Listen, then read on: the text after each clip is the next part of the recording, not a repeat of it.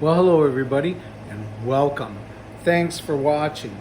Today's topic, my favorite top 10 punk albums that I have in my collection. So, don't think that I'm trying to claim that these are the best punk albums ever made. They're just the best punk albums that I happen to own right now. All right, so let's go ahead and get started. Here we go.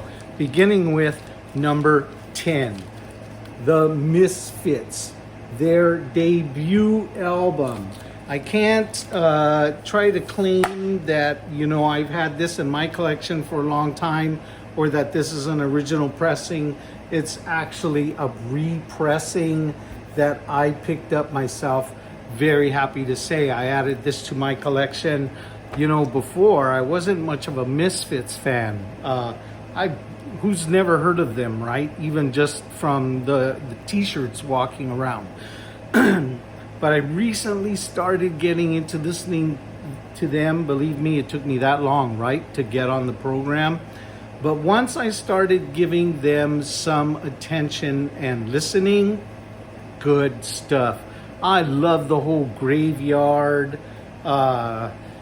death, nightmare, monsters, aliens trip that the Misfits are taking us on. So right on number 10. All right, here we go. Let's see really quickly. A couple favorites off of those. Mommy, Can I Go Out and Kill Tonight? I'm going to point that out. Some people, I've seen people say that they think it doesn't fit on the album. They don't like the production values on it. Good enough for me. It works. And because it was my introduction to the song, a big favorite. All right, next, let's go. What have we got? Number 9, Charged, GBH. The Clay years, 1981 to 1984. The height of my involvement in punk, the height of my love of punk, 79 to 85 or so was me. So these are all recorded 81 to 84, GBH, hard driving, kick ass, non-stop from the 1, 2, 3, go. It's all fire, every song. So there you go, great album here.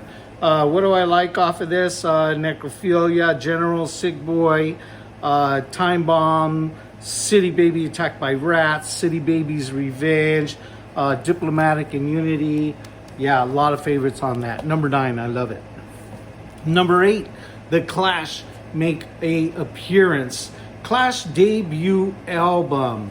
It's got punk songs on it, but there's a mixture, There's The Clash also trying to break out and give us some reggae beats, which I appreciate and I like on this album as well.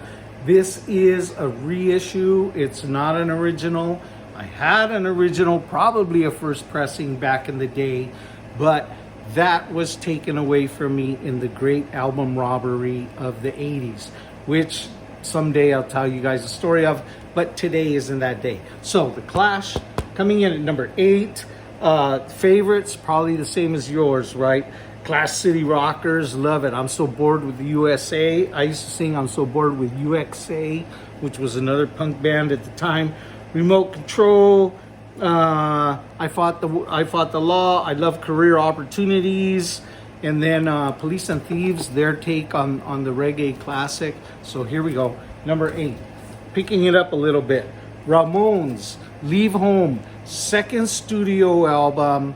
I'm very happy with this one.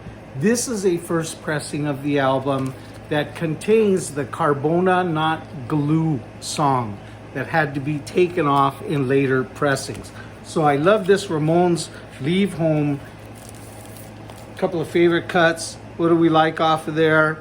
Gimme Shock Treatment. Oh, I love her so. Susie's a Headbanger.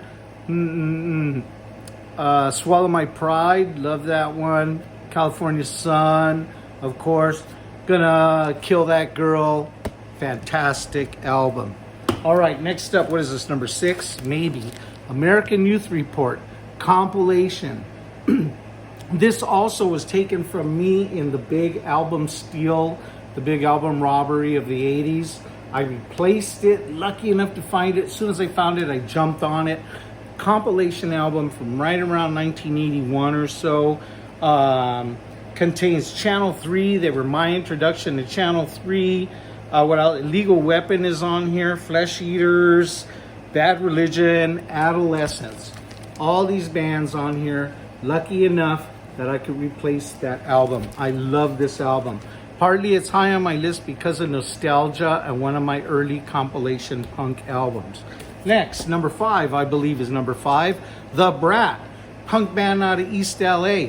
There we go, represent. They were playing around LA, downtown LA, East LA back in the day. Look at this. This is very cool.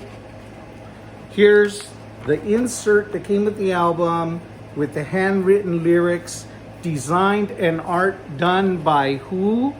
La Exene, the other queen of Los Angeles punk. Exene designed and wrote out the lyrics here for The Brat on their album. What do I love? All the songs.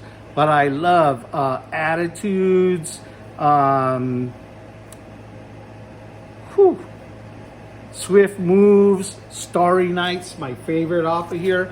The Brat, love it. Okay, number 4, 3, 2, 1. Yes, number 4, Social Distortion, Mainliner. This was a reissue, not really a reissue. It was a compilation put together and released by Mike Ness. These are Posh Boy recordings that never made it onto the original albums. These versions, right? Never made it onto the album. So I picked this up. I love this. I got this direct from their website. They put it up on there. 1945. Love that song. Moral Threat. A couple of my favorites from early Social D. Love this album. Under My Thumb version. 1945. Mike Ness. Huge Rolling Stones fan. Someday I'll tell you a story about the connection of me, Mike Ness, and the Stones, and how they came to have me meet Mike Ness. Another day. Clear vinyl, limited edition. Right on. Love it. Very happy. Beautiful LP. Here we go. Number 3, Adolescence. This is a re-release. Pardon me. This is a re-release, reissue, remaster. Also, here we go, original photos and lyric sheet, and we have another special colored vinyl. They call it red. I think it's kind of pink or fuchsia, whatever color that is. Salmon LP. Love this album. Most of the cuts are just absolutely great. I Hate Children. What You Need's a Smack, Smack, Smack. Love that one. Wrecking Crew, LA Girl. Kids of the Black Hole, of course. Amoeba. Hardly Knows It's Alive. Democracy, Creatures. But just a great album. Rick Agnew going off on guitar. Love this punk album. Not just 1, 2, 3, 4 thrashers and done in a minute. I mean, these are real songs brought to you with real, they had that sarcasm and that bite, that kind of humor that used to get in early LA punk, LA area punk anyway, Southern California punk, we'll say. I love it. So, number 2 favorite punk album in my collection, The Cramps. Their original studio album. This also, a reissue. Nothing wrong with that. No shame in that as far as I'm concerned. Reissue, The Cramps, Songs the Lord Taught Us. Okay, there you go. Poison Ivy, underrated. One of the best guitar players in all of punk. One of the best guitar players ever. I don't care. Rock and roll, throw her in. They never mention her. Poison Ivy. Love her. And finally, number 1, my favorite punk album in my collection, X Los Angeles. I saw X. I loved to go see them anytime back in the old days. Even now, I see them recently. A couple years ago, last time they were around through here, 40th anniversary tour, whenever that was. Probably 3 years now, the way time flies, right? But it was that 40th anniversary tour when they came through. But before then, I mean, when X was playing around the LA scene, when they were playing the Whiskey, when they were playing Hollywood regularly, man, I would go out and see them every chance I had. So if you were at an early X show, chances are we saw each other.